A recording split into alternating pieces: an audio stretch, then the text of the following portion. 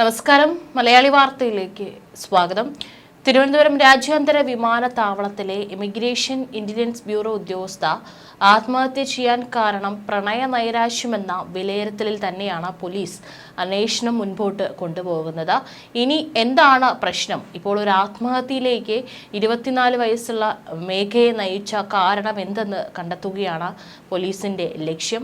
അതിനായിട്ട് ആകെ ഉണ്ടായിരുന്നൊരു തെളിവായിരുന്നു mobile phone. പക്ഷേ മൊബൈൽ ഫോൺ റെയിൽവേ ട്രാക്കിലും ചിന്നിച്ചിതറിയ നിലയിലാണ് കണ്ടെത്തിയത്. അതിനാൽ തന്നെയാണ് ഇപ്പോൾ ഈ ഒരു കാര്യത്തിൽ വ്യക്തത വരാൻ വേണ്ടി പോലീസിനും സമയം കൂടുതലായിട്ട് പോകുന്നത്. സൈബർ സെൽ വിദഗ്ധരുടെ സഹായത്തോടെ മാത്രമാണ് ഇനി അവസാനമായിട്ട് മേഘ സംസാരിച്ചിട്ടുള്ള ഫോൺ കോൾ വിവരങ്ങളെല്ലാം തന്നെ ട്രാക്ക് ചെയ്യാനായിട്ട് സാധിക്കുകയുള്ളൂ. മേഘയുടെ ഫോൺ കോളുകളിൽ അസ്വാഭാവികത ഇല്ലെന്നും അവസാന ഫോൺ കോളുകളുടെ ദൈർഘ്യം സെക്കൻഡുകൾ മാത്രമെന്നാണ് കണ്ടെത്തിയിരിക്കുന്നത്. എന്നിരുന്നാലും അത് ആരോടാണ്, എന്താണ് എന്നുള്ള കാര്യങ്ങൾ കൂടി വ്യക്തത വരേണ്ടതുണ്ട്. സംഭവത്തിൽ മേഘയുടെ ആൺ സുഹൃത്തായ IB ഉദ്യോഗസ്ഥരെ നടപടിക്രമങ്ങൾ പാലിച്ച് ചോദ്യം ചെയ്യും. യുവാവ് ബന്ധത്തിൽ നിന്നും പിന്മാറിയതാണ് മേഘ ആത്മഹത്യ ചെയ്യുവാൻ കാരണമായതെന്ന വിലയിരുത്തൽ. ഇതിനുവേണ്ടി ഉടൻ നോട്ടീസ് നൽകുമെന്നാണ് റിപ്പോർട്ടുകൾ പുറത്തുവരുന്നത്. മേഘയുടെ കുടുംബത്തിന്റെയും വിശദമായ മൊഴിയും രേഖപ്പെടുത്തും. അതേസമയം നാളെ കുടുംബം എമിഗ്രേഷൻ IB ഓഫീസിലെത്തി സംഭവത്തിൽ വിശദമായ പരാതി നൽകുമെന്നും അറിയിച്ചിട്ടുണ്ട്. IB ജീവനക്കാരിയുടെ ആത്മഹത്യയുമായി ബന്ധപ്പെട്ട വിശദമായ അന്വേഷണം വേണമെന്നാണ് ആവശ്യം. മരണത്തിൽ കൂടുതൽ വിവരങ്ങൾ പുറത്തു വരുന്നുണ്ട്. ഫോണിൽ സംസാരിച്ച് ട്രാക്കിലൂടെ നടക്കുകയായിരുന്നു മേഘ. ട്രെയിൻ വരുന്നത് കണ്ട് പെട്ടെന്ന് ട്രാക്കിന് കുറുകെ തലവെച്ച് കിടക്കുകയായിരുന്നു. അതായത് അതിനു മുൻപും ആ ഒരു പോകുന്ന സാധാരണ ജോലി കഴിഞ്ഞ് പോകുന്ന റൂമിലേക്ക് പോകുന്ന വഴിയിൽ ഒന്നും തന്നെ റെയിൽവേ ട്രാക്കില്ല. അപ്പോൾ മനഃപൂർവ്വം തന്നെ ആത്മഹത്യ ചെയ്യാൻ എന്നുള്ള ഉദ്ദേശത്തോടു കൂടി തന്നെയാണ് റൂട്ട് മാറി മേഘ ഈ ഒരു വഴിയിലേക്ക് വന്നതും. അതുപോലെ തന്നെ ഒരു ട്രെയിൻ വരുന്നത് വരെ മേഘ അതിൻ്റെ വഴി സൈഡിലൂടെ ഫോണിൽ സംസാരിച്ച് നടക്കുന്നതും ഉണ്ടായിരുന്നു എന്നാണ് ദൃക്സാക്ഷികളടക്കം പറയുന്നത്. ലോക്കോ പൈലറ്റാണ് ആ ഒരു നിർണായക മൊഴിയും നൽകിയിട്ടുള്ളത്. തിരുവനന്തപുരത്ത് നിന്ന് കൊല്ലം ഭാഗത്തേക്ക് വരികയായിരുന്ന ട്രെയിനാണ് ഇടിച്ചിരിക്കുന്നത്. ഫോൺ വിളി നിർത്താതെ തന്നെ മേഘ ട്രാക്കിൽ തലവെച്ച് കിടക്കുകയായിരുന്നെന്നാണ് വിവരം. അതായത് ആ അവസാന നിമിഷം കിടക്കുന്ന സമയത്തും പലപ്പോഴും ട്രെയിൻ ഹോൺ മുഴക്കിയിട്ടും മേഘ അതൊന്നും തന്നെ വകവയ്ക്കാതെയാണ് ഫോണിൽ സംസാരിച്ചുകൊണ്ട് തന്നെയാണ്, ഫോൺ കയ്യിൽ വെച്ചുകൊണ്ട് തന്നെയാണ് അവിടെ തലവെച്ച് കിടന്നത്. സംഭവ സമയം മേഘ ആരോടാണ് ഫോണിൽ സംസാരിച്ചതെന്ന് പരിശോധിക്കും. ലോക്കോ പൈലറ്റാണ് ആ ഒരു നിർണായകമായിട്ടുള്ള മൊഴി നൽകിയിരിക്കുന്നത്. ട്രെയിൻ തട്ടി ഫോൺ പൂർണ്ണമായും തകർന്നതിനാൽ സൈബർ പോലീസിന്റെ സഹായത്തോടെ വിവരങ്ങൾ ശേഖരിക്കുമെന്നാണ് പേട്ട പോലീസ് അറിയിച്ചിരുന്നത്. ഇത് സംബന്ധിച്ച് IBക്കും പേട്ട പോലീസിനും കുടുംബം പരാതി നൽകിയിട്ടുണ്ട്. മേഘയെ കഴിഞ്ഞ 2 ദിവസം മുമ്പാണ് മരിച്ച നിലയിൽ കണ്ടെത്തിയത്. പത്തനംതിട്ട അതിരിങ്കൽ കാരക്കാക്കുഴി പുഴിക്കോട് വീട്ടിൽ മേഘ ജീവനൊടുക്കിയ നിലയിൽ കണ്ടെത്തിയതും വീട്ടുകാർക്കും അതുപോലെ തന്നെ സഹപ്രവർത്തകർക്കെല്ലാം തന്നെ വലിയ ആഘാതമാണ് ഉണ്ടാക്കിയത്. യാതൊരു വിധത്തിലുള്ള പ്രശ്നങ്ങൾ ഉണ്ടെന്ന് വീട്ടുകാരോടോ അല്ലെങ്കിൽ സുഹൃത്തുക്കളോടോ ഒന്നും തന്നെ പറഞ്ഞിട്ടില്ല. അതുകൊണ്ട് തന്നെയാണ് വീട്ടിലേക്ക് അവസാനമായി വിളിച്ചപ്പോഴും സാധാരണ എന്നും മേഘ എങ്ങനെയാണോ സംസാരിക്കാറുള്ളത് അതുപോലെ തന്നെയാണ് സംസാരിച്ചിരുന്നതും. ഡ്യൂട്ടി കഴിഞ്ഞ് റൂമിലേക്ക് പോവുകയാണെന്നാണ് അച്ഛനോടും പറഞ്ഞിട്ടുണ്ടായിരുന്നത്. അതനുസരിച്ച് സാധാരണ പോലെ തന്നെ മകളുടെ സംസാരത്തിൽ യാതൊരു വിധത്തിലുള്ള പ്രശ്നങ്ങളോ അല്ലെങ്കിൽ മറ്റെന്തെങ്കിലും കാരണങ്ങൾ ഉണ്ടായതായിട്ടൊന്നും ആ പിതാവിന് യാതൊരു സംശയവും ഉണ്ടായിരുന്നില്ല. അതുകൊണ്ട് തന്നെ ആ വാർത്ത കേട്ടപ്പോൾ നടുങ്ങുകയാണ് കുടുംബം ചെയ്തത്. തീർച്ചയായിട്ടും ആ കുടുംബത്തിൻ്റെ ആവശ്യമാണ് ആരാണ് അല്ലെങ്കിൽ എന്താണ് ഇതിനുള്ള കാരണം എന്നുള്ളത് കണ്ടുപിടിക്കേണ്ടത്. റിട്ടയർഡ് ഗവൺമെൻറ് IT പ്രിൻസിപ്പൽ മധുസൂദനൻ്റെയും പാലക്കാട് കളക്ടറേറ്റ് ജീവനക്കാരി നിഷയുടെയും ഏക മകളാണ് മേഘ. തിരുവനന്തപുരത്തേക്ക് വരികയെന്ന ജയന്തി ജനത എക്സ്പ്രസ് ആണ് ഇടിച്ചത്. താമസിക്കുന്ന സ്ഥലത്ത് റെയിൽവേ ട്രാക്കുമില്ല. അതുകൊണ്ട് തന്നെ പേട്ടയിലെ റെയിൽവേ ട്രാക്കിലേക്ക് എത്താനിടയായ സാഹചര്യം അന്വേഷിക്കണം. ഇനി ആ പരിസരത്തുള്ള എന്തെങ്കിലും CCTV ദൃശ്യങ്ങളുടെ വിവരങ്ങളൊന്നും തന്നെ ഇതുവരെയായിട്ടും പുറത്തു വന്നിട്ടില്ല.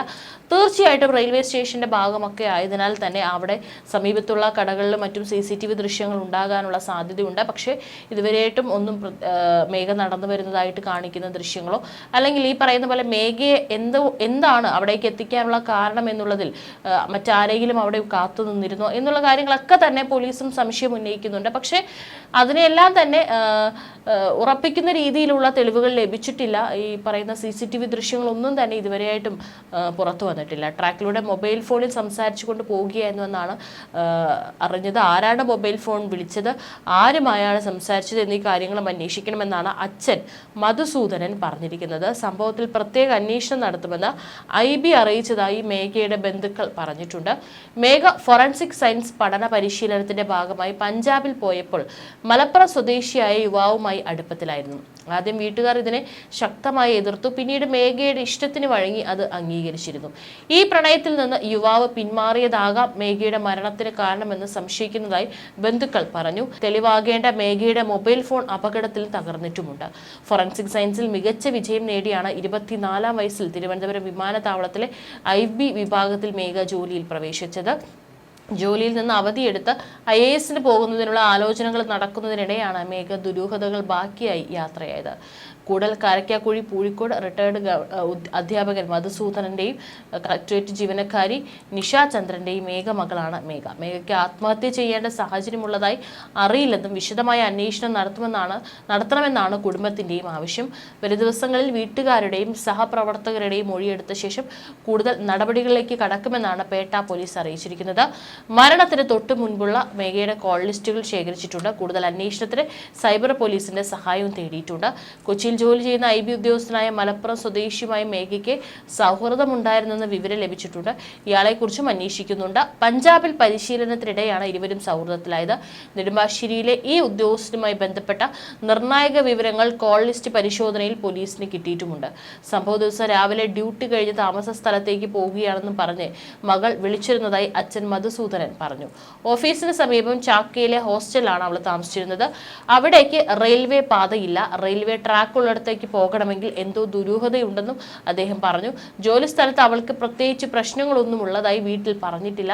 സമ്മർദ്ദമുള്ളതായും പറഞ്ഞിട്ടില്ല. മരണത്തിൽ ബാഹ്യ സമ്മർദ്ദങ്ങളോ വ്യക്തികളുടെ ഇടപെടലുകളോ ഉണ്ടായിട്ടുണ്ടോ എന്നത് അന്വേഷിച്ച് കണ്ടെത്തണമെന്നാണ് അദ്ദേഹം ആവശ്യപ്പെട്ടിരിക്കുന്നത്. ഏതായാലും കുടുംബത്തിനടക്കം യാതൊരു തരത്തിലുള്ള സാമ്പത്തിക പ്രശ്നങ്ങളോ അല്ലെങ്കിൽ കുടുംബത്തിൽ നിന്ന് എന്തെങ്കിലും തരത്തിലുള്ള ബുദ്ധിമുട്ടുകളോ ഒന്നും തന്നെ മേഘയെ അലട്ടിയിരുന്നില്ല എന്നുള്ളതാണ്. മാത്രവുമല്ല പൂർണ്ണ പിന്തുണയാണ് മേഘയുടെ സ്വപ്നങ്ങൾക്കെല്ലാം തന്നെ ആ വീട്ടുകാരും നൽകിയിരുന്നത്. ആ ഒരു ആത്മവിശ്വാസവും ധൈര്യമൊക്കെ തന്നെയാണ് മേഘയെ 24-ാം വയസ്സിലും നല്ലൊരു ജോലി നേടി, നല്ലൊരു വിദ്യാഭ്യാസം നേടി, നല്ലൊരു ജോലിയുമായി ഈ ഒരു നിലയിലേക്ക് എത്തിക്കാനുള്ള കാരണമെന്ന് പറയുന്നത്. പക്ഷേ അവരുടെ പ്രതീക്ഷകളെയും സ്വപ്നങ്ങളെയും എല്ലാം തന്നെ ഒരു നിമിഷം തകർത്തുകൊണ്ടാണ് മേഘ ഈ ലോകത്തോട് വിട പറഞ്ഞത്. അതുകൊണ്ട് തന്നെ തീർച്ചയായിട്ടും അത് എന്തെങ്കിലും ഈ പറയുന്ന ഫോൺ വിളിയിലൊക്കെ എന്തെങ്കിലും സത്യമുണ്ടെന്നുണ്ടെങ്കിൽ അത് തീർച്ചയായിട്ടും പുറത്തു വരണം. ഇതിന് പിന്നിൽ മകളെ മരണത്തിലേക്ക് നയിച്ചതിന് പിന്നിൽ എന്തെങ്കിലും കാരണമുണ്ടോ എന്നുള്ളത് കൃത്യമായിട്ട് തങ്ങൾക്ക് ലഭിക്കണമെന്ന് തന്നെയാണ് അച്ഛൻ മാധ്യമങ്ങളോടൊക്കെ തന്നെ സംസാരിച്ചപ്പോൾ പ്രതികരിച്ചിട്ടുള്ളത്. മേഘയുടെ സംസ്കാരമൊക്കെ കഴിഞ്ഞപ്പോഴാണ് അദ്ദേഹം മാധ്യമങ്ങളോടൊക്കെ പറഞ്ഞത്. സാധാരണ നിലയിൽ ഒരു അച്ഛനും ആ സമയത്തൊന്നും പ്രതികരിക്കാനായിട്ട് സാധിക്കാതെ ഇരിക്കുന്ന ഒരു അവസ്ഥയാണ്. പക്ഷേ അദ്ദേഹത്തിന് ഇതിന് പിന്നിലുള്ള കാരണം എന്താണെന്ന് കണ്ടെത്തണം, അല്ലെങ്കിൽ തൻ്റെ മകളുടെ ജീവൻ എടുത്തതിന് പിന്നിൽ മറ്റാർക്കെങ്കിലും പങ്കുണ്ടോ എന്നുള്ളത് കണ്ടെത്തണം എന്നുള്ളത് കൊണ്ട് തന്നെയാണ് അദ്ദേഹം ആ സമയത്തൊക്കെ തന്നെ തൻ്റെ ആവശ്യം മാധ്യമങ്ങളോടൊക്കെ തന്നെ പ്രതികരിച്ചത്. ഏതായാലും അന്വേഷണം നല്ല രീതിയിൽ തന്നെ പുരോഗമിച്ചുകൊണ്ടിരിക്കുകയാണ്. പോലീസും അതുപോലെ തന്നെ IBയും ഇതിൽ ഇടപെട്ടിട്ടുണ്ട്. IBയും വിവരങ്ങൾ ശേഖരിച്ചു വരികയാണ്. ഈ പറയുന്ന ആരോപണ വിധേയനായിട്ടുള്ള ഈ ഒരു യുവാവിന് ഇതിൽ എന്തെങ്കിലും പങ്കുണ്ടെങ്കിൽ അതിൽ കൃത്യമായിട്ടുള്ള കർശനമായിട്ടുള്ള നിലപാട് അല്ലെങ്കിൽ ആക്ഷൻ തന്നെ IBയും എടുക്കുമെന്നുള്ള കാര്യത്തിൽ യാതൊരു സംശയവും വേണ്ട.